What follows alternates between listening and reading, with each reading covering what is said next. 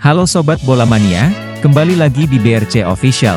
Ada kabar menarik nih mengenai finish 4 besar Liga 1 akan jadi raihan hebat sang juara bertahan PSM Makassar. PSM Makassar kembali menelan hasil yang kurang bagus di Liga 1 dengan bermain imbang melawan Dewa United. Tim Juku Eja disebut akan meraih pencapaian hebat kalau bisa finish 4 besar. PSM Makassar harus puas berbagi poin saat melawan Dewa United dalam lanjutan Liga 1. Di Stadion Indomilk Arena, Minggu, 12 November 2023, tim Juku Eja bermain imbang 1-1. PSM Makassar bahkan harus tertinggal lebih dulu lewat gol cepat Majed Osman pada menit ke-9. Beruntung Victor Mansaray bisa menyamakan skor pada menit ke-29. PSM Makassar pun sudah menelan 5 hasil imbang dan 8 kekalahan dalam 19 pertandingan di Liga 1. Alhasil tim asuhan Bernardo Tavares tertahan di posisi ke-12 klasemen Liga 1 dengan raihan 23 poin, dengan tim peringkat 4, PSM Makassar berjarak 10 poin. Lini belakang PSM Makassar juga sedang bermasalah, sudah kebobolan 22 gol dari 19 pertandingan. Legenda PSM Makassar Syamsuddin Umar mengatakan sang juara bertahan PSM musim ini sedang dalam posisi mencari bentuk permainan terbaiknya.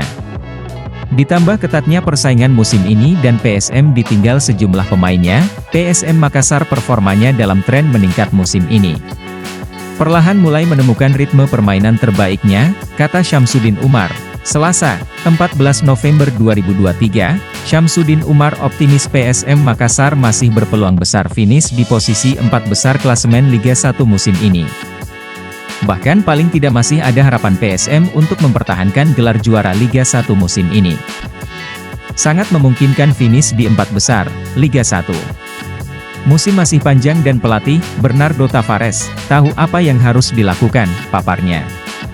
Untuk diketahui, format Liga 1 2023-2024 berbeda dari musim sebelumnya. Musim ini, kompetisi dibagi menjadi 2 fase. Fase pertama adalah musim reguler yang diikuti 18 tim dengan sistem home away. Kemudian fase kedua kompetisi Liga 1 akan berlanjut ke babak playoff. Pada fase kedua ini, 4 tim teratas akan menjalani babak playoff dengan sistem knockout 2 leg home away. Fase kedua inilah yang akan menjadi penentu juara Liga 1 musim 2023-2024. Selain itu, 4 tim teratas tersebut juga berhak mewakili Indonesia ke kompetisi Asia, yakni di Liga Champions Asia, LCA, dan ajang satu level di bawahnya, AFC Cup.